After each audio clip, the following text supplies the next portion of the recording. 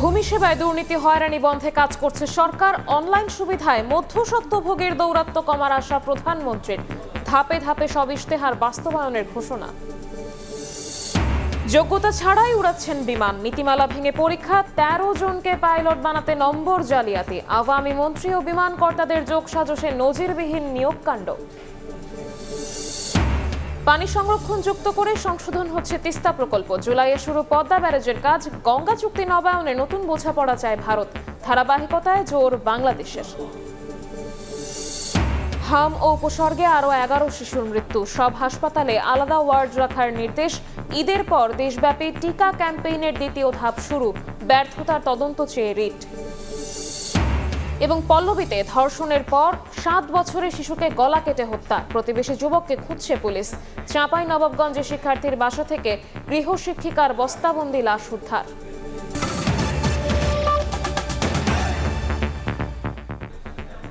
সময় সংবাদের সঙ্গে আছি আমি শবনম নিবিড়। ভূমি সেবায় দুর্নীতি হয়রানি বন্ধ করতে চায় সরকার। ভূমি সেবা মেলার উদ্বোধন করে একথা জানান প্রধানমন্ত্রী তারেক রহমান। অনলাইন কার্যক্রমে মধ্যস্বত্বভোগের দৌরাত্ম্য কমার আশা প্রকাশ করেন সরকার প্রধান। পর্যায়ক্রমে সব ইশতেহার বাস্তবায়ন করা হবে জানিয়ে প্রধানমন্ত্রী বলেন, জনবান্ধব কর্মসূচি নিয়ে জনগণের কাছে দায়বদ্ধ সরকার।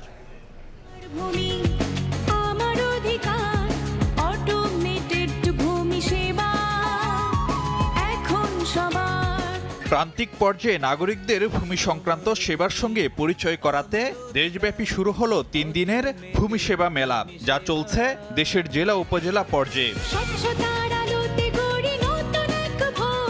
মেলার বিভিন্ন স্টল থেকেই ই নামজারি, অনলাইনে কর প্রদান, রেকর্ড সংশোধন, খতিয়ান গ্রহণ সহ ভূমি সংক্রান্ত যে কোনো অভিযোগ নিষ্পত্তির সুযোগ থাকছে।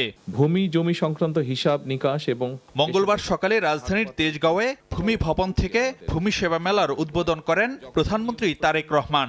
বলেন, ভূমি ব্যবস্থাপনাকে আরও সহজ, প্রযুক্তি নির্ভর ও আধুনিকায়ন করতে চায় সরকার।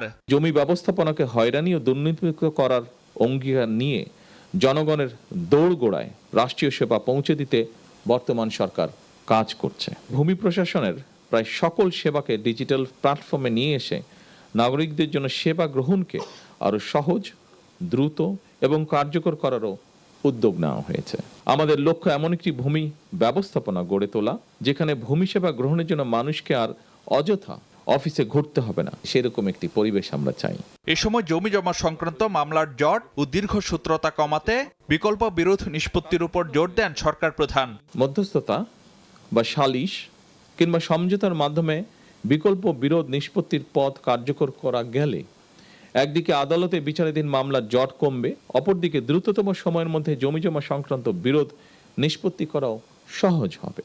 তারেক রহমান বলেন, প্রতিটি ক্ষেত্রেই জনবান্ধব কর্মসূচি নিয়ে ধাপে ধাপে জনগণকে দেয়া প্রতিশ্রুতি পূরণ করবে সরকার। সরকার পর্যায়ক্রমে একের পর এক নির্বাচনী ইশতেহারের প্রতিটি দফা বাস্তবায়নের মাধ্যমে জনগণের কাছে দেওয়া ওয়াদা পূরণের রাজনীতিকে এগিয়ে নিয়ে যাবার চেষ্টা করছে। শুধুমাত্র জমি জমা সংক্রান্ত বিষয় নয়, প্রতিটি ক্ষেত্রেই জনবান্ধব কর্মসূচি নিয়ে সরকার জনগণের কাছে দায়বদ্ধ থাকতে চায়। পরে বিভিন্ন স্টল ও সেবা কেন্দ্র পরিদর্শন করেন প্রধানমন্ত্রী। ঘুরে দেখেন কল সেন্টার, নাগরিক সেবা কেন্দ্র ও ডে কেয়ার সেন্টার। এ সময় শিশুদের মধ্যে চকলেট বিতরণ করেন প্রধানমন্ত্রী। ফারুক ভিয়া, রবিন, সময় সংবাদ, ঢাকা। রেজিস্ট্রি অফিস যেন দুর্নীতির আখড়া। রাজস্বের প্রায় কোটি টাকা আত্মসাৎ হয়েছে গাইবান্ধার ভূমি অফিস থেকে। এর মধ্যে আত্মসাৎ করা ৫৮ লাখ টাকা আদায় হয়নি এখনো। এতে করে জমি নিবন্ধন হলেও মূল দলিল পাচ্ছেন না ভুক্তভোগীরা। শুধু তাই নয়, বালাম বই থেকে মূল দলিলের পাতা গায়েব, ঘষা মাজা করে দাতা গ্রহীতার নাম, দাগ, খতিয়ান পরিবর্তন ও জাল দলিল তৈরি সহ নানা অপকর্মে জড়িয়েছেন কর্মকর্তা কর্মচারীরা। হেদায়েতুল ইসলাম বাবুর প্রতিবেদন। গাইবান্ধা জেলা রেজিস্ট্রি অফিস ভবনের ৩য় তলায় মহাফেজখানা। প্রায়ই শোনা যায় এখানে রক্ষিত বালাম বই থেকে দলিলের পাতা কাটাছেঁড়া, দাগ, খতিয়ান এবং দাতা গ্রহীতার নাম পরিবর্তনের ঘটনা। আমানতের জায়গা যেখানে মানুষ নির্ভর করতে পারে একটা তার জমির কাগজপত্রের জন্য, সেখানে যদি এইরকম দুর্নীতি হয়ে থাকে এরকম দুর্নীতি চলে তাহলে আমরা কোথায় যাব? এই গুরুত্বপূর্ণ মহাফেজখানা কিংবা রেকর্ড রুমে সাধারণ মানুষের চলাচলও লক্ষ্য করা যায় এই অফিসের পিয়ন কিংবা কর্মচারীদের অবাধ চলাচল। তা আপনি নকল নবিশ গোবিন্দগঞ্জের, আপনি রেকর্ড রুমে কেন? বললাম তো ভাই টাকা নিয়ে আসছে। আপনি কি রেকর্ড রুমে আসতে পারেন? না। ভুক্তভোগীদের আরেকজন ব্যাংকার আব্দুল মজিদ পে অর্ডারে 4 লাখ টাকা রাজস্ব জমা দিয়ে পৃথক দলিল নিবন্ধন করলেও জাবেদা নকল তুলে ব্যাংক লোন করতে গিয়ে জানতে পারেন রাজস্ব জমা না দেয়ায় দলিল দুটি রেজিস্ট্রি হয়নি। দলিল বালামে ওঠে নাই, তো বালামে ওঠে নাই কি জন্য? তখন দেখে যে পে অর্ডারের টাকাগুলো ওরা আত্মসাৎ করছে। সাব রেজিস্টার মূল যে ডিআরও, এনার সাথে কথা বললাম, ইনি আমাকে বলে যে মনে করেন এটা অ্যাক্সিডেন্ট হয়ে গেছে। সাব রেজিস্ট্রার রজব আলীর কর্মকালে 1093টি দলিলে অব্যবস্থাপনা পেয়েছে জেলা রেজিস্ট্রি অফিস। অর্থ আত্মসাৎ ও কর্মস্থলে অনুপস্থিত থাকায় অফিস সহায়ক আনিসুরকে সাময়িক বরখাস্ত ও নকল নবিশ মিজানকে 15 জানুয়ারি চাকরি থেকে অব্যাহতি দেন জেলা রেজিস্ট্রার। মিজান ও আনিস দুজনই রাজস্বের অর্থ আত্মসাতের বিষয়টি অস্বীকার করেন। অডিটে ক্যাশ বই লেখা শুরু করি, তখন আমি দেখি 7 দিনের পে অর্ডার ব্যাংকে জমা হয়েছে। আমাদের অফিসে যেটা তথ্য আছে ব্যাংকে জমা হয়েছে, ব্যাংকে যায় দেখি সেটা জমা হয়নি। কে কি করছে, কে কিভাবে সহায়তা করছে, সেটা কিন্তু আমার আনন্দ। আমি জানলে তো এটা একজন অফিসে জানার সব থেকেই অকামিশন করে, সেটা তো একেবারে মানে সুকৌশল। জড়িত রাঘব বোয়ালদের বিরুদ্ধে কর্তৃপক্ষ কেন দৃশ্যমান কোনো পদক্ষেপ নেয়নি? স্থানীয় কর্মকর্তা যিনি আমাদের অভিভাবক, তিনি একজনকে পুলিশে দিলেন না। আমি যদি এই কর্মের সঙ্গে জড়িত হয়ে থাকি আমাকেই পুলিশে দিত। তার বিরুদ্ধে বিদ্রোহের মামলা দায়ের করা হয়েছে এবং অবশ্যই রাজস্ব যে আদায় অনাদায়ী রয়েছে তাকে এই টাকা জমা দানের জন্য নির্দেশ প্রদান করা হয়েছে। হেদায়েতুল ইসলাম বাবু, সময় সংবাদ, গাইবান্ধা। পাইলট হিসেবে আবেদনেরই যোগ্যতা নেই, অথচ বিমান উড়াচ্ছেন। সময় সংবাদের অনুসন্ধানে মিলেছে এমন 13 ব্যক্তির সন্ধান, যাদের পাইলট বানাতে শুধু নীতিমালা ভঙ্গ নয়, নজিরবিহীন কাণ্ড ঘটান তৎকালীন আওয়ামী লীগের বিমানমন্ত্রী ও কর্মকর্তারা। বিস্তারিত এম এ আজমের রিপোর্টে। জোহরা মেহজাবিন মন্দিরা 6 বছর ধরে পাইলট হিসেবে বাংলাদেশ বিমান উড়াচ্ছেন তিনি। তবে সময় সংবাদের হাতে আসা নথি বলছে ফিজিক্সে ই ও ম্যাথে বি গ্রেডে পাশ করেছেন তিনি। বিমান বাংলাদেশের অপারেশন ম্যানুয়াল বা নীতিমালা অনুযায়ী ম্যাথ আর ফিজিক্সে সর্বনিম্ন বি গ্রেডে পাশ না করলে পাইলট হিসেবে আবেদনই করতে পারবেন না কেউ। তাহলে মন্দিরা কিভাবে পাইলট হলেন, সে প্রশ্নের উত্তর জানতে বিমান ভবনে সময় সংবাদ। জনসংযোগ বিভাগের মহাব্যবস্থাপক বশরা ইসলাম পুরনো বিষয় বলে উড়িয়ে দেন। তবে বিষয়টি নিয়ে দুদক তদন্ত করে যে মামলা দিয়েছে তা উঠে আসে তার কথায়।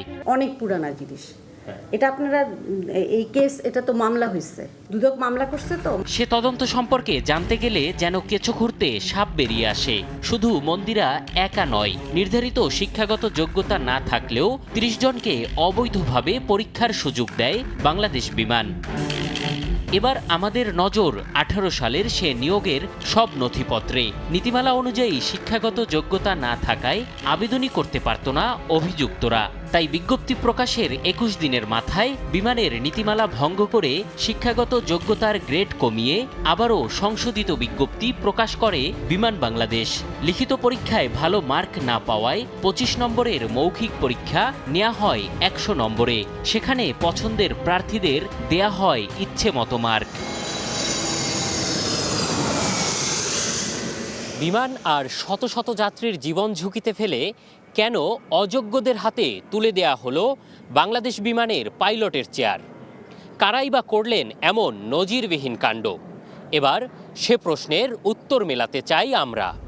আমাদের অনুসন্ধান বলছে মেহজাবিন মন্দিরার মা আওয়ামী সরকারের সংরক্ষিত নারী আসনের সাবেক সংসদ সদস্য। মেয়েকে পাইলট বানাতে আওয়ামী লীগের সাবেক মন্ত্রী ফারুক খানের হাতে তুলে দেন তিনি। তার আশীর্বাদে যোগ্যতা না থাকলেও পাইলট বনে যান মন্দিরা। একইভাবে নিয়োগপ্রাপ্ত এ 13 জনের তালিকার সবাই পাইলট হয়েছেন বিমানের প্রভাবশালী কর্মকর্তা ও আওয়ামী লীগের ক্ষমতার অপব্যবহার করে। অভিযুক্ত এসব পাইলটদের সঙ্গে যোগাযোগের চেষ্টা করেও পাওয়া যায়নি কাউকে। 2 সপ্তাহ ঘুরে পাইলট অ্যাসোসিয়েশন থেকেও মেলেনি কোনো বক্তব্য। এই মুহূর্তে কেউই নেই। নজিরবিহীন এমন নিয়োগকাণ্ড ঘটানোর অভিযুক্ত দুই কর্মকর্তা বর্তমানে দুটি বেসরকারি বিমানে কর্মরত। তাদের অফিসে গিয়েও মেলেনি কোনো বক্তব্য। তবে মূল অভিযুক্ত মোসাদ্দিক আহমেদের দাবি, বরাবরই পাইলট নিয়োগ হয় নীতিমালা ভঙ্গ করে। এটা এরকমেরই হয়ে আসতেছে।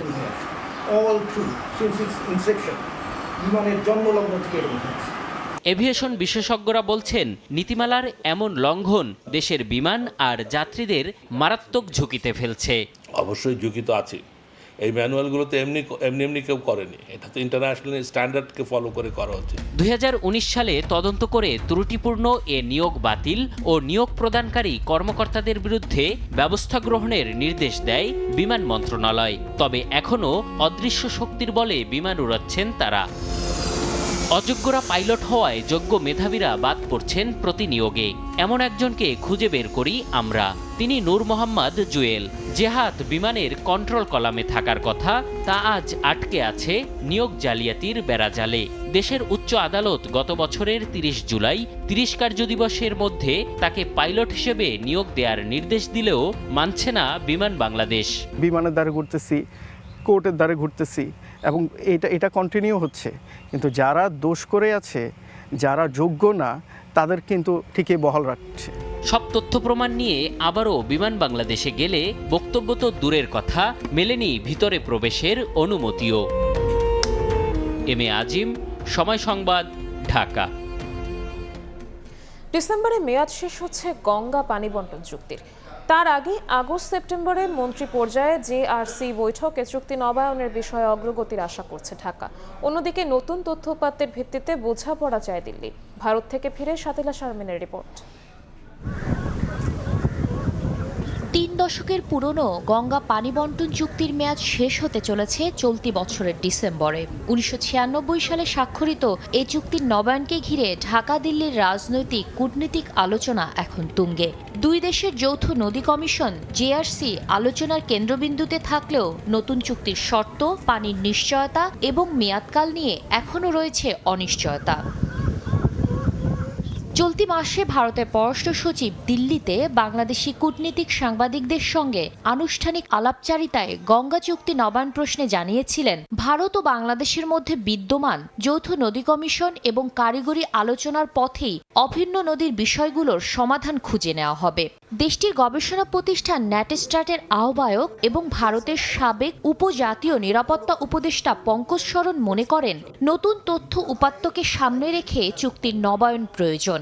Now to decide the share, you had to base it on a certain data of what was actually flowing in the river. If we agree that yes, things have changed, then we have to see how to then adapt and adopt to that share. বর্তমান চুক্তিতে শুষ্ক মৌসুমে বাংলাদেশের ন্যূনতম হিস্সা 35,000 cusec পানি। চুক্তি নবায়নে সেটি বাড়িয়ে 40,000 কিউসেক নিশ্চিত করার পরামর্শ ঢাকার বিশেষজ্ঞদের। Strong guarantee close in terms of legal bindings, যখন এই ধরনের ডকুমেন্টে এটা লেখা থাকে টু সাম এক্সটেন্ট এটা লিগ্যাল বাইন্ডিং থাকে। 2011 সালেই কিন্তু দুই দেশের মধ্যে একটা ফ্রেমওয়ার্ক এগ্রিমেন্ট হয়েছিল বেসিন ওয়াইজ ম্যানেজমেন্টের ব্যাপারে। তো এগুলো নিয়ে আমরা সিরিয়াস চিন্তা ভাবনা করার দরকার আছে। সম্প্রতি ঢাকায় অনুষ্ঠিত হয়েছে বাংলাদেশ ভারত যৌথ নদী কমিশন জেআরসির কারিগরি কমিটির বৈঠক। আগামী আগস্ট সেপ্টেম্বরে হতে পারে দুই দেশের মন্ত্রী পর্যায়ের জেআরসি বৈঠক। গঙ্গা চুক্তি নবায়নে আশাবাদী পানি সম্পদ মন্ত্রী জানান, সে লক্ষ্যে গঠন করা হয়েছে কারিগরি ও বিশেষজ্ঞ কমিটি। মন্ত্রী পর্যায়ের যে জয়েন্ট রিভার কমিশনের যে কমিটি আছে, সেটা আমরা বসে এটাকে ফাইনালাইজ করার জন্য আগস্ট বা সেপ্টেম্বরের ভিতরে আমরা চেষ্টা করব। খুবই বেশি আমরা আশাবাদী যে আরেকটা নতুন চুক্তি হবে। এই চুক্তি নবায়নের ওপর শুধু বাংলাদেশ ভারত নয়, দক্ষিণ এশিয়ার পানি নিরাপত্তা, কৃষি, পরিবেশ এবং আঞ্চলিক স্থিতিশীলতা নির্ভর করছে। বাংলাদেশ ভারতের যে সম্পর্কের সমীকরণ, সেটা টানাপোড়েন মারিয়ে এখন কিছুটা আলো দেখছে আসলে দুই দেশের সরকারই।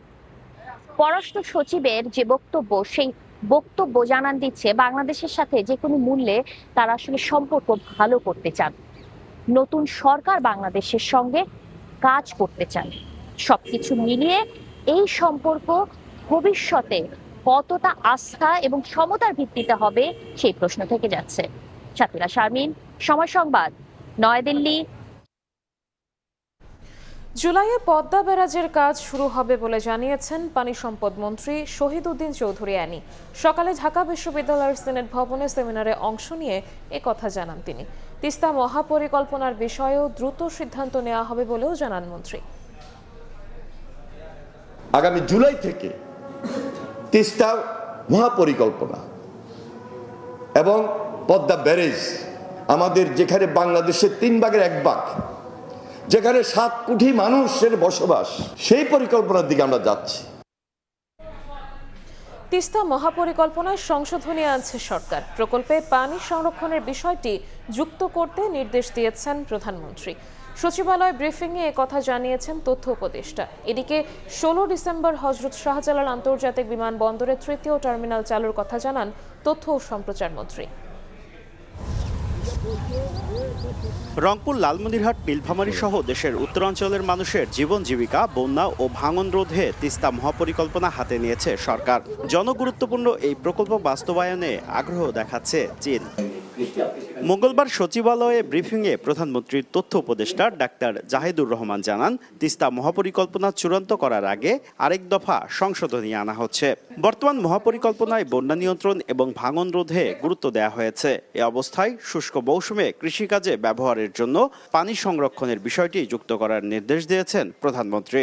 এক্সিস্টিং যে মহাপরিকল্পনা সেটা মেয়ারলি একটা ভাঙন এবং বন্যা প্রতিরোধ পরিকল্পনা, এরকম এটার মধ্যে পদ্মা ব্যারাজের মতো পানি রিটেইন করা, সংরক্ষণ করে সেটা ব্যবহার করার অপশন যেহেতু ছিল না, সে কারণে এই প্রজেক্টটা নিয়ে প্রশ্ন উঠেছে এবং মাননীয় প্রধানমন্ত্রী রাইটলি বলেছেন, যেহেতু আমাদের তিস্তাতেও শুষ্ক মৌসুমে পানি থাকে না, সেজন্য এই পানি রিটেইন করার অপশন সহ নতুন করে প্রকল্পটাকে কারেক্ট করে উপস্থাপন করতে বলা হয়েছে।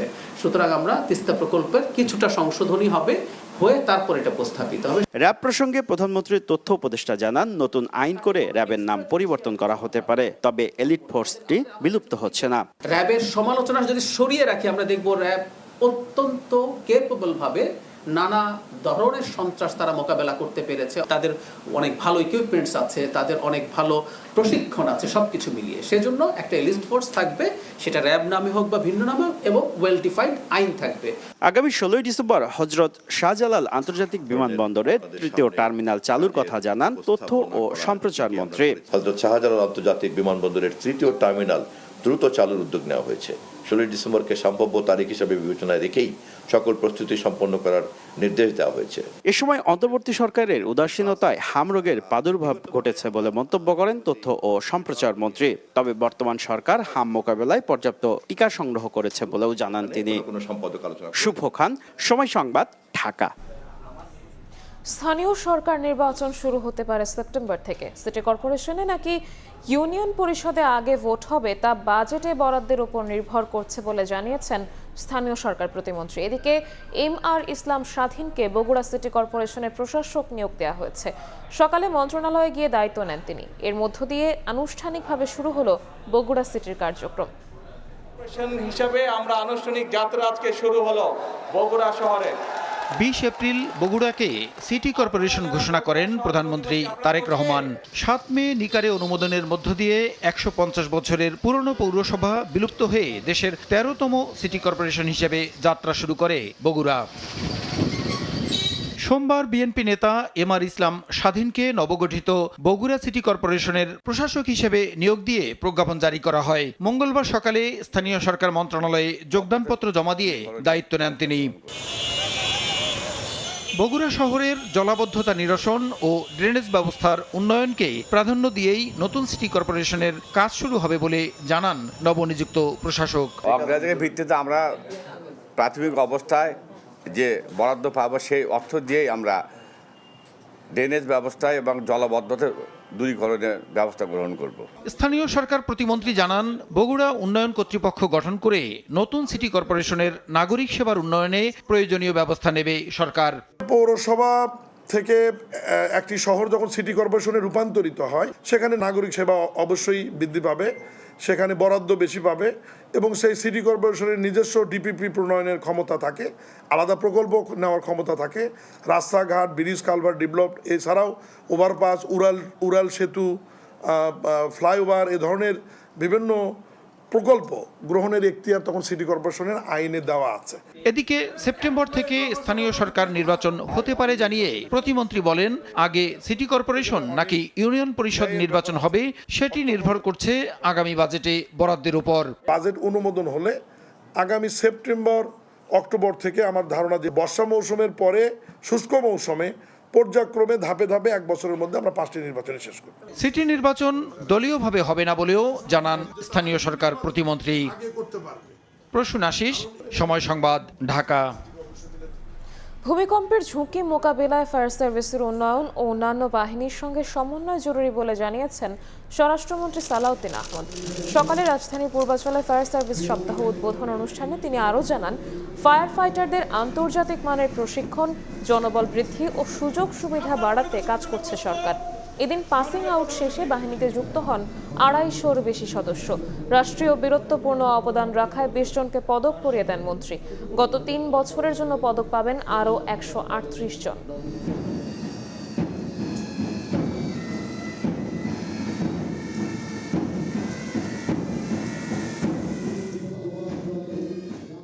জলবায়ু পরিবর্তন সহ নানা প্রাকৃতিক ও মানব সৃষ্ট কারণে আমাদের দেশ প্রতিনিয়ত অগ্নিকাণ্ড, সড়ক দুর্ঘটনা, বন্যা, ভূমিধস, ভবনধস সহ বিভিন্ন দুর্যোগ দুর্ঘটনার সম্মুখীন হচ্ছে। সেজন্য জনগুরুত্বপূর্ণ বিবেচনায় আমরা ফায়ার সার্ভিসের সক্ষমতা ও সামর্থ্য বৃদ্ধিতে জোর দিচ্ছি। ইতিমধ্যে 20টি ফায়ার স্টেশন নির্মাণ ও পুনর্নির্মাণের প্রকল্প বাস্তবায়নের কাজ চলমান রয়েছে।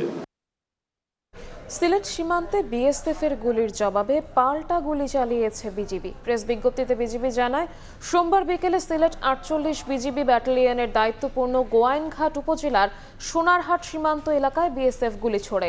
এ ঘটনায় বিজিবি তাৎক্ষণিকভাবে কড়া প্রতিক্রিয়া জানিয়ে পাল্টা ফায়ার করে। পরে পরিস্থিতি দ্রুত নিয়ন্ত্রণে আসে। এ সময় কোনো হতাহতের ঘটনা ঘটেনি। বর্তমানে সীমান্ত পরিস্থিতি শান্ত ও স্থিতিশীল রয়েছে এবং সীমান্ত এলাকায় বিজিবির টহল জোরদার করা হয়েছে।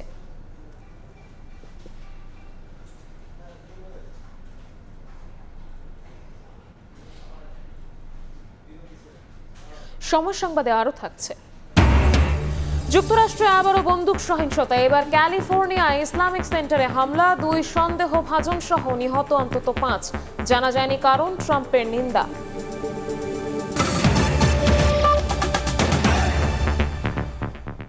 হাম ও উপসর্গ নিয়ে একদিনে প্রাণ গেল আরও 11 শিশুর।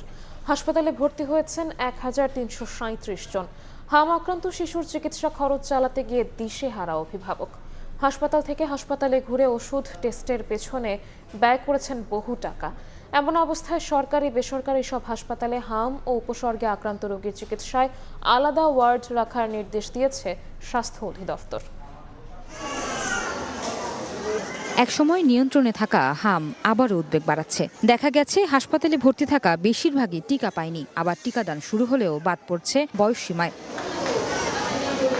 আক্রান্ত শিশুর চিকিৎসা খরচ চালাতে গিয়ে দিশেহারা অভিভাবক। বিভিন্ন হাসপাতালে ঘুরে ব্যয় করেছেন অনেক টাকা, জমিয়েছেন ওষুধের পাহাড়। আইসিআইস হচ্ছে 21 দিন। আলমাটিয়াটা হাসপাতাল ছিল, সেই জায়গায় রাখিছিলাম 2 দিন। আর এই জায়গায় আইসির ভিতরে 7 দিন। আর এই বেডে দিয়েছে। আইসিও বলছিল, কিন্তু আমার তো সাধ্য ছিল না। আল্লাহর হুকুম ছাড়া তো আর কিছু হয় না।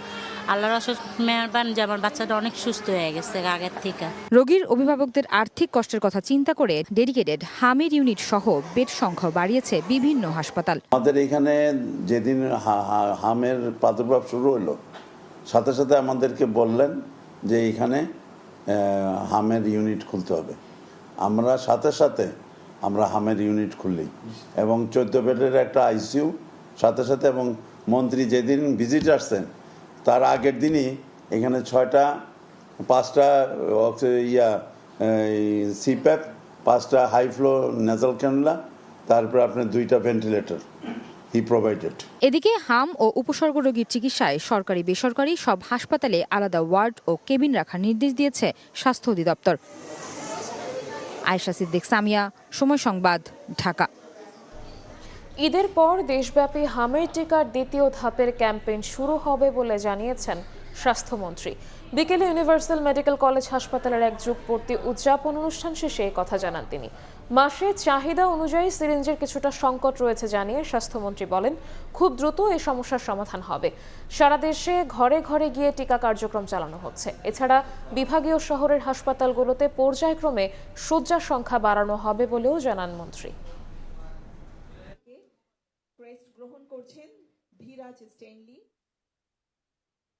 আমরা মাইকিং করে ঘরে ঘরে কর্মী পাঠিয়ে খুঁজে খুঁজে এখন আমরা টিকা দিচ্ছি, যে কারণে we have achieved more than 104% by last morning. BCG টিকার সিরিঞ্জটার শর্ট আমার কিছু হয়েছে, অল্প কিছু, যেটা আমি আজকে কালেক্ট করে আমরা পাঠিয়ে দিয়েছি কিশোরগঞ্জ সহ কয়েকটা ডিস্ট্রিক্টে, এবং কালকে থেকে 11 লক্ষ পাবো। সারা দেশব্যাপী আরও সিরিঞ্জ দিয়ে দেবো। আমার সব আছে, দিয়ে যাচ্ছি নন স্টপ। এবং আবার আমরা সেকেন্ড ফেজ ক্যাম্পেইনিং ইনশাল্লাহ ঈদের পরে সিদ্ধান্ত নিয়ে নাইটেকের সাথে সিদ্ধান্ত নিয়ে তাদের সাজেশন মতো আমরা আবার ক্যাম্পেইনিং শুরু করব, অল টিকার ইনক্লুডিং এমআর। এদিকে দেশে হাম নিয়ন্ত্রণে প্রয়োজনীয় ব্যবস্থা গ্রহণ ও ব্যর্থতার তদন্ত চেয়ে আরও একটি রিট হয়েছে। দুপুরে হাইকোর্টের সংশ্লিষ্ট শাখায় রিটটি করেন আইনজীবী ইউনুস আলী আকন্দ। রিটে হাম নিয়ন্ত্রণে সরকারের নিষ্ক্রিয়তা কেন বেআইনি হবে না এবং তদন্ত কমিশন কেন গঠন করা হবে না তা জানতে চাওয়া হয়েছে। রোববার রিটের শুনানি হতে পারে বলে জানিয়েছেন আইনজীবী। এটি ছাড়াও হাম নিয়ে গত 2 সপ্তাহে অন্তত 4টি রিট দায়ের হয়েছে আদালতে। রাজধানীর মিরপুরে 7 বছর বয়সী এক শিশুকে ধর্ষণের পর গলা কেটে হত্যা করা হয়েছে। সকালে পল্লবীর বি ব্লকে ঘটনা ঘটে। নিহত শিশুটির নাম রামিসা। পুলিশ ও এলাকাবাসী বলছে, সকাল আনুমানিক 9টার দিকে পাশের ফ্ল্যাটের ভাড়াটিয়া সোহেল শিশুটিকে হত্যা করেছে বলে প্রাথমিকভাবে ধারণা করা হচ্ছে। ঘটনার পর 999-এ ফোন করা হলে পল্লবী থানা পুলিশ ঘটনাস্থলে পৌঁছান। পরে সিআইডি সহ আইনশৃঙ্খলা বাহিনীর অন্যান্য সদস্যরাও সেখানে যান। এই ঘটনায় আইনগত কার্যক্রম চলমান রয়েছে বলে জানিয়েছে পুলিশ। এই মুহূর্তে রাজধানীর পল্লবীতে আছেন সহকর্মী আতাউর কাউসার। সরাসরি চলে যাচ্ছি তার কাছে। কাউসার, আমার পেছনের যে সবুজ বিল্ডিংটি, এই সবুজ বিল্ডিংটির 3য় তলায় পরিবার নিয়ে থাকতেন রামিসা। শিশু রামিসার পরিবারের সদস্য ছিলেন তার বড় বোন, যিনি ক্লাস 9-এ পড়েন, এবং শিশু রামিসার বাবা মা, এই 4জন মিলে এই ভবনের 3য় তলায় থাকতেন। 3য় তলার অপর পাশের যে ফ্ল্যাটটি রয়েছে, সেই ফ্ল্যাটটিতে 3টি রুমে পৃথক 3 ধরনের ভাড়াটিয়া থাকতেন, অর্থাৎ একটিতে সোহেল রানা, তার স্ত্রী স্বপ্না, এবং বাকি 2টি রুমে আরও কজন ভাড়াটিয়া থাকতেন। তারা ঈদ উপলক্ষে ছুটিতে অলরেডি তারা তাদের দেশের বাড়িতে চলে গিয়েছেন। অর্থাৎ সেই ফ্ল্যাটটিতে শুধু সোহেল রানা এবং তার স্ত্রী স্বপ্নাই অবস্থান করছিলেন। তো আজ সকাল 10:30 নাগাদ যখন স্কুলে পাঠানোর জন্য শিশু রামিসাকে খোঁজাখুঁজি করছিলেন তার মা, তখন তাকে খুঁজে না পেয়ে পুরো ভবনটিতে তিনি খুঁজতে থাকেন, এবং এক পর্যায়ে সে 3য় তলার অপর পাশের যে ফ্ল্যাটটি, সেই ফ্ল্যাটের সামনে শিশু রামিসার একটি স্যান্ডেল তারা পড়া দেখতে পান। তার প্রেক্ষিতে সেই ফ্ল্যাটটিতে তারা দরজা ধাক্কানো শুরু করেন যে ভেতরে শিশু রামিসা আছে কিনা, কিন্তু সেই ফ্ল্যাটটির দরজা খুলছিলেন না ভেতর থেকে কেউই। এক পর্যায়ে সেই দরজা ধাক্কানোর আওয়াজ পেয়ে পুরো ভবনের বাসিন্দারাই নেমে আসেন এবং সকলে মিলেই সেই ভবনের দরজাটি ধাক্কানো শুরু করেন। দরজা ধাক্কানোর পরে ভেতর থেকে না খোলায় এক পর্যায়ে দরজা ভেঙে তারা ভেতরে প্রবেশ করেন এবং দেখেন যে সোহেল রানার স্ত্রী স্বপ্না তিনি সেই ফ্ল্যাটটির ভেতরে অবস্থান করছেন, এবং সোহেল রানাদের যে রুম, সেই রুমের জানালার গ্রিল কাটা ছিল, এবং সোহেল রানার যে খাট, সেই খাটের নিচে রক্তাক্ত অবস্থায় শিশু রামিসার মরদেহটি তারা খুঁজে পান। শিশু রামিসার সেই মরদেহে মাথা ছিল না, অর্থাৎ মাথাবিহীন মরদেহ খুঁজে পাওয়া যায়। পরবর্তীতে তারা পুলিশকে খবর দেন এবং পুলিশ এসে বাথরুমে একটি বালতি থেকে শিশু রামিসার যে খণ্ডিত মাথা, সেই মাথাটি উদ্ধার করেন।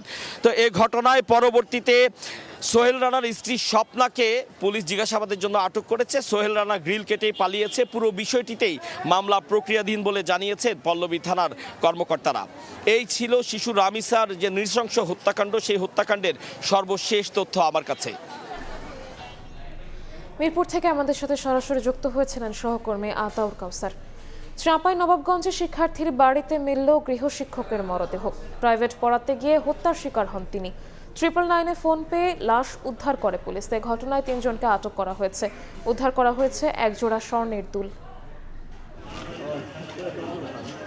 শিক্ষার্থীর বাড়িতে মিলল গৃহশিক্ষকের মরদেহ। এলাকায় সৃষ্টি হয়েছে চাঞ্চল্য।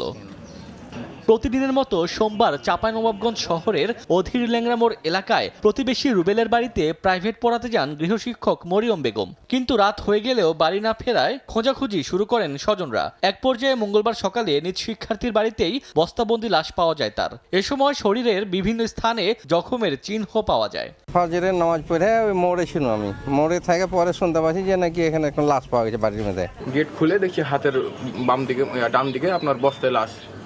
সে সময় পুলিশ আসলো, এসে আপনার লাশ আর যাদের বিরুদ্ধে হয়েছে তাদের নিয়ে গেল। কালকে পড়াতে এসছে মেয়েটা, আইসি তো বলে যা করে মেরে ফেলেছে, কখন দেখিনি আমরা। হঠাৎ করে দেখি গত রাত্রে আমার আম্মা বাসায় আসছে না, 8:30 বেজে গেছে, তারপরে আসছে না। 999 ফোন পেয়ে লাশ উদ্ধার করে পুলিশ। জিজ্ঞাসাবাদের জন্য ওই শিক্ষার্থীর বাবা ও মাকে থানা হেফাজতে নেওয়া হয়। পরে তাদের দেওয়া তথ্য অনুযায়ী স্থানীয় স্বর্ণ ব্যবসায়ী দীপকের কাছ থেকে উদ্ধার হয় ওই শিক্ষকের কানের দুল। ঘটনা তদন্তে আমরা নিবিড়ভাবে তদন্ত করছি, যাতে প্রকৃত ঘটনা উদ্ঘাটন করা যায় এবং আমরা এই ঘটনার সঙ্গে জড়িত থাকতে পারে এমন একটা আভাসের ভিত্তিতে আমরা জিজ্ঞাসাবাদের জন্য 3 জনকে সঙ্গে আমরা আমাদের হেফাজতে নিয়েছি। নিহত গৃহশিক্ষক মরিয়ম বেগম এলাকার একটি স্কুলে শিক্ষকতা করতেন। সময় সংবাদ, চাঁপাইনবাবগঞ্জ। 3 জেলায় পানিতে ডুবে 6 শিশুর মৃত্যু হয়েছে। জামালপুরের মাদারগঞ্জে খেলার সময় পানি জমে থাকা গর্তে ডুবে 1.5 বছরের ইয়ামিনের মৃত্যু হয়েছে। বক্সিগঞ্জের বিলে পড়ে মারা গেছে 3 বছরের মাহিদুল গাজী। এদিকে নাটোরের বড়াই গ্রামে পুকুরে নেমে নিখোঁজ হয় 2 চাচাতো ভাই। পরে 4র্থ শ্রেণীর নূর মোহাম্মদ ও 3য় শ্রেণীর আরাফাতকে উদ্ধার করে হাসপাতালে নিলে চিকিৎসক মৃত ঘোষণা করেন। এছাড়া মাগুরা সদরে খেলতে গিয়ে বাড়ির পাশে ডোবায় পড়ে যায় 2 শিশু নাইম ও নুসরাত।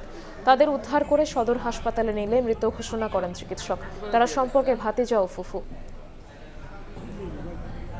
জমে উঠতে শুরু করেছে কোরবানির পশুর হাট। নওগাঁয় প্রস্তুত করা হয়েছে প্রায় 8 লাখ পশু।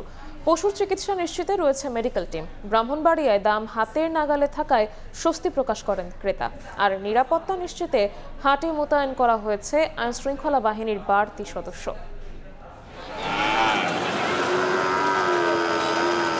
ক্রেতা বিক্রেতার পদচারণায় মুখর পুরো হাট, দরদামে চলে বেচাকেনা।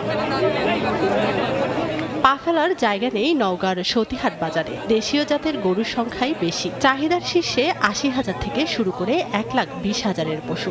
দামে মিললে চলছে বেচাকেনাও। তবে গোখাদ্যের বাড়তি দরে আশানুরূপ দাম না পাওয়ার অভিযোগ ব্যাপারীদের।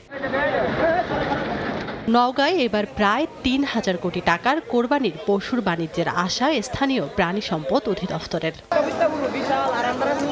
এদিকে জমজমাট বেচাকেনা চলছে ব্রাহ্মণবাড়িয়ার বীরগাঁওয়ের 22 মোজা সাপ্তাহিক হাটে। ছোট বড় এবং মাঝারি আকারের বিভিন্ন জাতের গরু, মহিষ, খাসির পাশাপাশি বিক্রি হচ্ছে ভেড়াও। দাম মোটামুটি হাতের নাগালে থাকায় স্বস্তি প্রকাশ করেন ক্রেতা। এই গরুর দাম মোটামুটি এখনো নিয়ন্ত্রণে আছে। বাজার আজকে আসলে আমরা দেখতে আসছি, পছন্দ হলে নিব আর কি। বাজারে শান্তি, নিরাপত্তা সবকিছু ঠিক আছে। এখানে আপনার কোনো ধরনের অঘটন হয় না, অনিয়ম হয় না। সবকিছু সুন্দর সুশৃঙ্খলভাবে বাজার কমিটি পরিচালনা করে থাকে। ফরিদপুরের টোপাখোলায় বসেছে জমজমাট পশুর হাট। নিরাপত্তা জোরদারে মোতায়েন করা হয়েছে আইনশৃঙ্খলা বাহিনীর বাড়তি সদস্য। তানজিনা তাসনিম, সময় সংবাদ। এই মুহূর্তে নওগাঁর সতীহাটে আছেন সহকর্মী এমআর রকি। সরাসরি যাচ্ছি তার কাছে। রকি, হাটে এই মুহূর্তে পশুর সর্বোচ্চ উপস্থিতি, সেই সাথে ক্রেতা এবং বিক্রেতার সরব এই কেনাবেচা। আমরা সকাল থেকে দেখেছি এই হাটে যে পরিমাণ গরু এসেছে, দুপুরের পর থেকে কিন্তু এই গরুগুলো ক্রমান্বয়ে আস্তে আস্তে কেনা হচ্ছে এবং ক্রেতা বিক্রেতার এক ধরনের কাছাকাছি দরের আসার পর তারা আসলে কিনে নিচ্ছেন। আসলে গরু কিনতে গিয়ে যে বিষয়টি ক্রেতারা মানে লক্ষ্য করছেন যে একটা পছন্দের পশুর জন্য চোখ, কান, শিং, এছাড়া তার যে দেহ, সার্বিক বিষয়গুলো দেখার পর একটা দর হাঁকাহাঁকি হচ্ছে এবং এই দরের জায়গাটায় কখনো 5,000, 7,000 টাকা বেশি থাকছে। এর মাঝেই কিন্তু আবার পছন্দ হলে সেই গরুগুলো কিনে নিচ্ছেন। তবে বিক্রেতাদের দিক থেকে যে বিষয়টি বলার চেষ্টা করছেন তৃণমূল খামারিরা, এবার আসলে গোখাদ্যের অতিরিক্ত চড়া দরে তাদের খরচের খাত অনেক বেড়েছে। এই কারণে কিন্তু তাদের বাড়তি একটা দর তারা প্রত্যাশা করে এই গরুগুলো কিন্তু ধরে রেখেছেন। আবার ক্রেতারা পরস্পর কথাই বলছেন যে এবার যে পরিমাণ তারা প্রত্যাশা নিয়ে হাটে এসেছেন কিছুটা গরুর দাম বেশি। উবের এই দর কষাকষির মাঝেই কিন্তু আমরা দেখেছি যে ৮০,০০০ থেকে ১,২০,০০০ টাকার গরু এখানে কেনা বেচা হয়েছে। মাঝারি জাতের যে ষাঁড় গরুগুলো রয়েছে এই গরুগুলোর চাহিদাই এখানে সবচাইতে বেশি এবং বেশিরভাগ গরুই কিন্তু বিক্রি হয়েছে। এখানে এই হাটে আমরা দেখেছি একদম ভরপুর কানায় কানায় ঠাসা ছিল গরুগুলো, ক্রমান্বয়ে কিন্তু হাটটি ছোট হয়ে আসছে, অর্থাৎ বেশিরভাগ গরু বিক্রি হচ্ছে। এখনো পর্যাপ্ত গরু রয়েছে, তবে এই হাটে আমরা দেখেছি দেশের বিভিন্ন প্রান্ত থেকে কিন্তু অনেক ব্যাপারী এসেছেন, তারা এখান থেকে কিনে নিয়ে অন্যান্য হাটগুলোতে দেশের বিভিন্ন প্রান্তে ছড়ানোর জন্য এসেছেন। এবং হাটের ব্যবস্থাপনা এখানে যে বিষয়টি আমরা দেখছিলাম যে দেশীয় গরু আসলে খামার পর্যায়ে যারা তৃণমূল লালন করেছিলেন তারাই মূলত এই গরুগুলো নিয়ে এসেছেন এবং দাম দরের মাঝামাঝি একটা পর্যায়ে এসেই কিন্তু কিনা বেচাটা চলছে। তবে হাটের দাম দরের জায়গাটাই মূল বিষয়টি আমরা দেখছিলাম। গতবারের চেয়ে যারা গরু কিনেছেন তারা বলছেন কিছুটা এখন পর্যন্ত গরুর দাম অনেকটা কমের মধ্যে রয়েছে এবং ক্রেতাদের দিক থেকেও কিছুটা স্বস্তি আমরা দেখছিলাম। সব মিলে একটা জমজমাট কারবার কিন্তু চলমান রয়েছে, চলবে আরো প্রায় সপ্তাহ ধরেই। এই ছিল সার্বিক নওগাঁয় গরু কেনাবেচার খবর বা পশু কেনাবেচার খবর আমার কাছে। নওগাঁর সতীহাট থেকে আমাদের সাথে সরাসরি যুক্ত হয়েছিলেন সহকর্মী এমআর রকি। কোরবানি ঈদে এবার চাহিদার তুলনায় ২০ লাখের বেশি গবাদি পশু মজুদ রয়েছে। চোরাই পথে গরুর প্রবেশ ঠেকাতে সীমান্তে কড়া সতর্কতা জারি করা হয়েছে বলে জানিয়েছেন মৎস্য ও প্রাণী সম্পদ প্রতিমন্ত্রী সুলতান সালাউদ্দিন টুকু। সকালে নির্বাচনী ইশতেহারে পানি, নদী ও কৃষি অঙ্গীকার ও তার বাস্তবায়ন নিয়ে ঢাকা বিশ্ববিদ্যালয়ের সিনেট ভবনে আয়োজিত সেমিনারে অংশ নেন তিনি। এ সময় প্রতিমন্ত্রী জানান, কোরবানির জন্য দেশে ১,২৩,34,০০০ গবাদি পশু মজুদ আছে, আর চাহিদা রয়েছে ১,২,০০,০০০ পশুর। চাহিদার তুলনায় বেশি মজুদ থাকায় পশু আমদানির প্রয়োজন নেই। সুলতান সালাউদ্দিন টুকু জানান, দেশের চাহিদা মিটিয়ে বিদেশে পশু রফতানি করার লক্ষ্য নিয়েছে সরকার। আসলে হচ্ছে এই প্রকল্পগুলো সব ইলিশের প্রায় ২২ লক্ষ গবাদি পশু আমাদের সারপ্লাস আছে এই কুরবানির জন্য। সেই জন্য আমরা বলেছি বাইরের পার্শ্ববর্তী দেশ থেকে আপনারা জানেন যে অনেক গবাদি পশু আসে, গরু আসে, সেটি কিন্তু এই মুহূর্তে আমাদের প্রয়োজন নেই। বর্ডার এলাকায় কোনোভাবে যাতে এবার গবাদি পশু ওই পার থেকে না আসতে পারে সেই ব্যাপারে সর্বোচ্চ পদক্ষেপ আমরা নিয়েছি। মাঠ ও মিল পর্যায়ে পর্যাপ্ত ক্রুড মজুদ থাকলেও বৃষ্টির অজুহাতে প্রতিদিনই বাড়ছে লবণের দাম। 14 দিনের ব্যবধানে চামড়ায় ব্যবহৃত লবণের 74 কেজির বস্তায় 250 টাকা এবং খাবার লবণে 200 টাকা বেড়ে গেছে। তবে মাঠের কৃষক কৌশলে দাম বাড়াতে ক্রুড মজুদ রাখছে বলে অভিযোগ উঠেছে। সাক্ষর টিপুর ক্যামেরায় বিস্তারিত জানাচ্ছেন কমল দে। বিসিকের তথ্য অনুযায়ী বর্তমানে বৃহত্তর চট্টগ্রামের বিভিন্ন মিলে 1,10,542 মেট্রিক টন ক্রুড এবং ক্রাশ লবণ মজুত রয়েছে। এর বাইরে মাঠ পর্যায়ে ক্রুড মজুত রয়েছে আরও অন্তত 20,417 মেট্রিক টন। আর চলতি বছর কোরবানির ঈদে সম্ভাব্য 1,01,06,000 পশুর চামড়া সংরক্ষণে 1 লাখ মেট্রিক টনের কাছাকাছি লবণ প্রয়োজন। সিজন খারাপ হওয়ায়, ওয়েদার খারাপ হওয়ায় চাষিরা মাল সাপ্লাইটা কমিয়ে দিয়েছে। অথচ চাহিদার বিপরীতে অতিরিক্ত মজুদ থাকা সত্ত্বেও প্রতিদিনে বাড়ছে লবণের দাম। উৎপাদনের টাইমে প্রচণ্ড পরিমাণ বৃষ্টি ছিল, উৎপাদনে ব্যাঘাত করছে, এইখানে বাজারটাই অবস্থা। মাঠ পর্যায়ে কুট উৎপাদনে জমির বর্গা খরচ, পলিথিনের দাম এবং বোর্ড ভাড়া আগের চেয়ে অনেক বেশি বলে দাবি ব্যবসায়ীদের। সরকারি তো নির্ধারিত রেট হয়েছে 14 টাকা হইতে 15 টাকা 50 পয়সা পর্যন্ত, আর আমাদের এখানে বর্তমান রেট হয়েছে 1,020 টাকা। চট্টগ্রাম ও কক্সবাজারের প্রায় 70 একর জমিতে এবার লবণ চাষ হচ্ছে। সমুদ্র উপকূলবর্তী কক্সবাজারের টেকনাফ, চকরিয়া, পেকুয়া, মহেশখালী, চট্টগ্রামের বাঁশখালী থেকে ক্রুড লবণ নিয়ে আসা হয় মাঝিরঘাটের মিলে এবং এই লবণ রিফাইন শেষে চলে যাচ্ছে বিভিন্ন গুদাম এবং মোকামে। আর এর মাঝে হাত বদল হচ্ছে অন্তত 8 বার, আর প্রতিবারই বাড়ছে লবণের দাম। চট্টগ্রামের মাঝিরঘাট থেকে কমল দে, সময় সংবাদ।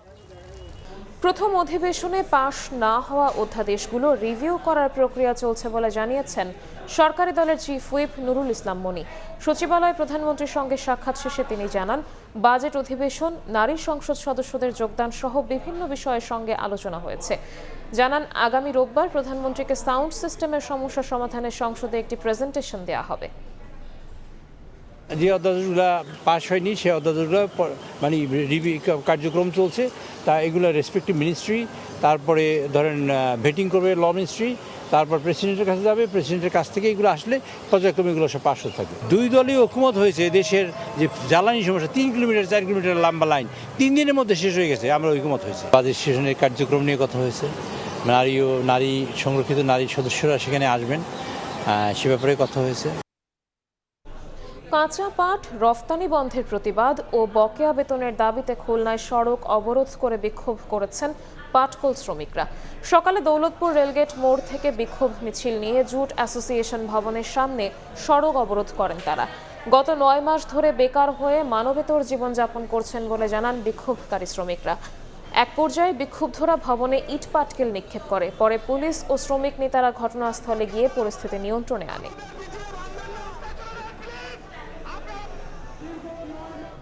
পাট খাতকে $1 বিলিয়ন রফতানি আয় থেকে অন্তত $7 বিলিয়ন শক্তিশালী শিল্পে পরিণত করা সম্ভব।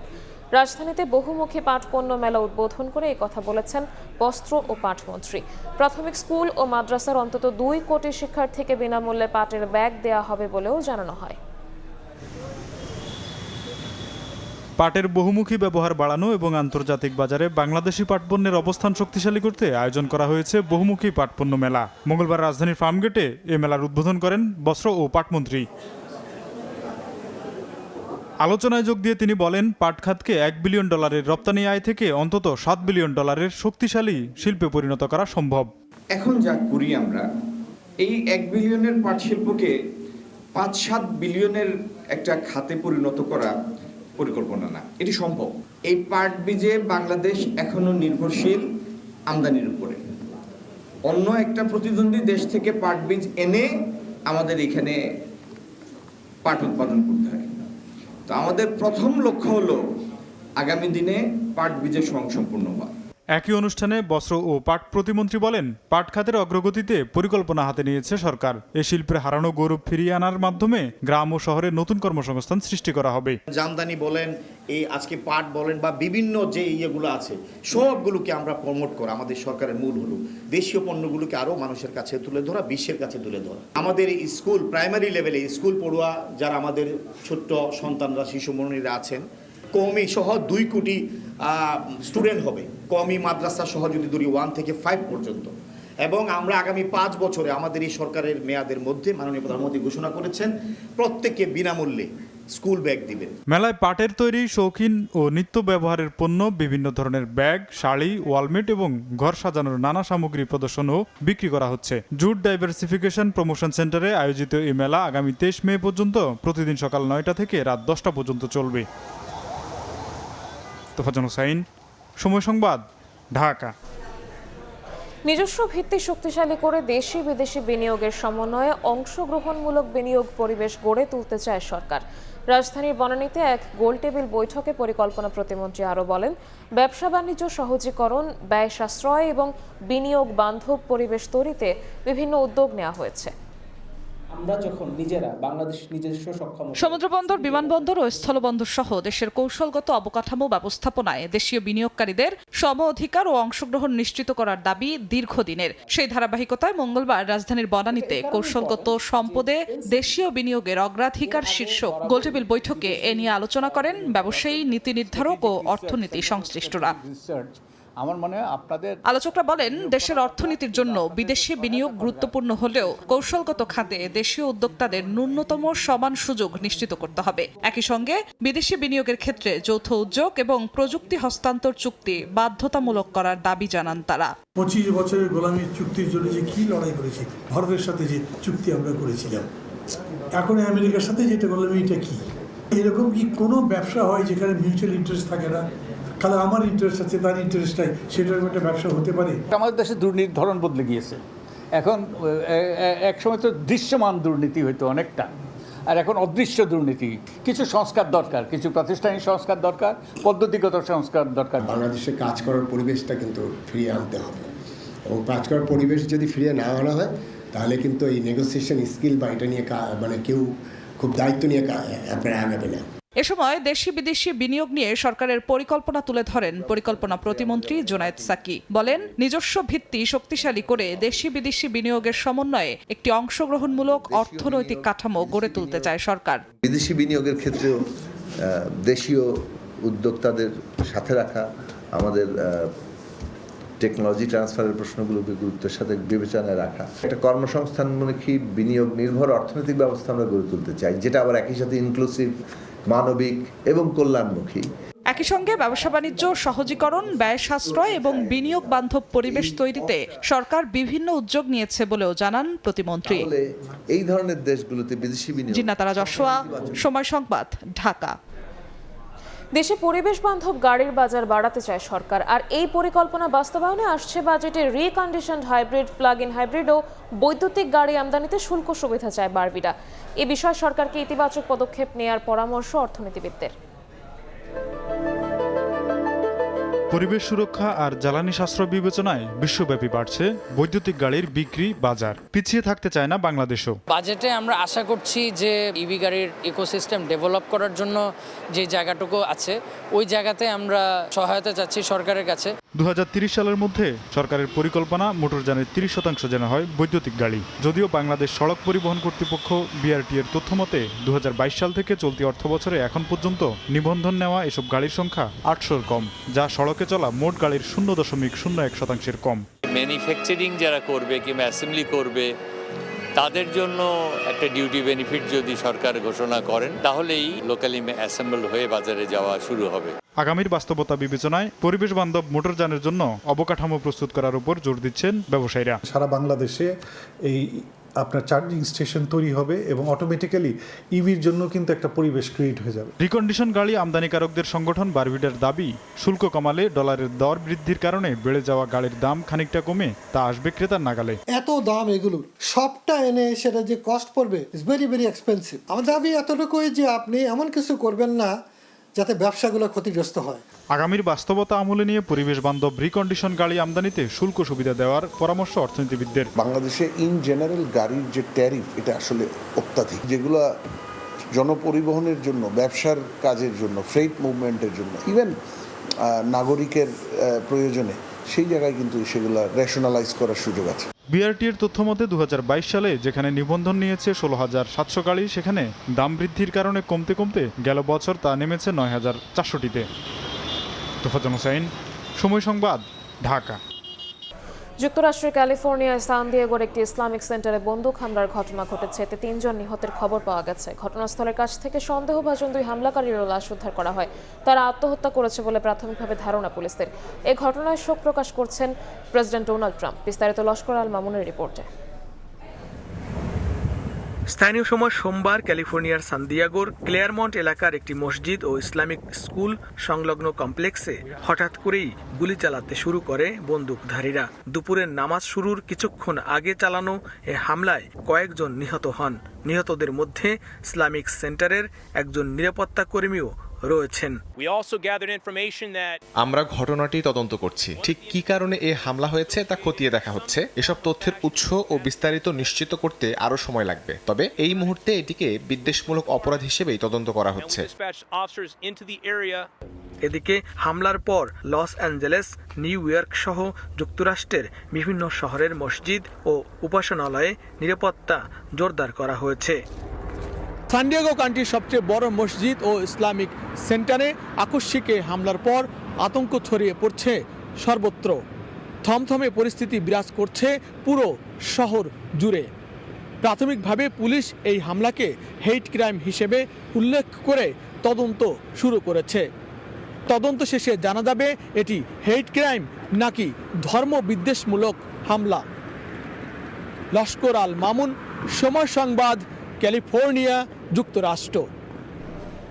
অস্ট্রেলিয়ার সিডনিতে প্রবাসী বাংলাদেশের বিরুদ্ধে স্ত্রী ও 2 ছেলেকে হত্যার অভিযোগ উঠেছে। এ ঘটনায় সুমন আহমেদ নামে ওই প্রবাসীকে গ্রেফতার করেছে পুলিশ। সোমবার রাতে ক্যাম্পবেল টাউনে এই নৃশংস ঘটনা ঘটে। পুলিশ জানায়, স্ত্রী ও 2 ছেলেকে হত্যার পর ফোন করে সাহায্য চান সুমন। পরে ঘটনাস্থলে গিয়ে 3টি আলাদা রুম থেকে ক্ষত বিক্ষত অবস্থায় লাশ উদ্ধার করা হয়। দুই ছেলের বয়স 12 ও 4 বছর। বড় ছেলে বিশেষ চাহিদা সম্পন্ন ছিল বলে জানা গেছে। অভিযুক্ত সুমনের বাড়ি ব্রাহ্মণবাড়িয়ায়। তিনি ক্যান্সারে আক্রান্ত বলে জানা গেছে। এ পর্যায়ে শীর্ষ সংবাদগুলো জানিয়ে দিচ্ছি আরও একবার। ভূমি সেবায় দুর্নীতি হয়রানি বন্ধে কাজ করছে সরকার। অনলাইন সুবিধায় মধ্যস্বত্বভোগের দৌরাত্ম্য কমার আশা প্রধানমন্ত্রীর। ধাপে ধাপে সব ইশতেহার বাস্তবায়নের ঘোষণা। পানি সংরক্ষণ যুক্ত করে সংশোধন হচ্ছে তিস্তা প্রকল্প। জুলাইয়ে শুরু পদ্মা ব্যারেজের কাজ। গঙ্গা চুক্তি নবায়নে নতুন বোঝাপড়া চায় ভারত। ধারাবাহিকতায় জোর বাংলাদেশের। এবং হাম ও উপসর্গে আরও 11 শিশুর মৃত্যু। সব হাসপাতালে আলাদা ওয়ার্ড রাখার নির্দেশ। ঈদের পর দেশব্যাপী টিকা ক্যাম্পেইনের দ্বিতীয় ধাপ শুরু। ব্যর্থতার তদন্ত চেয়ে রিট।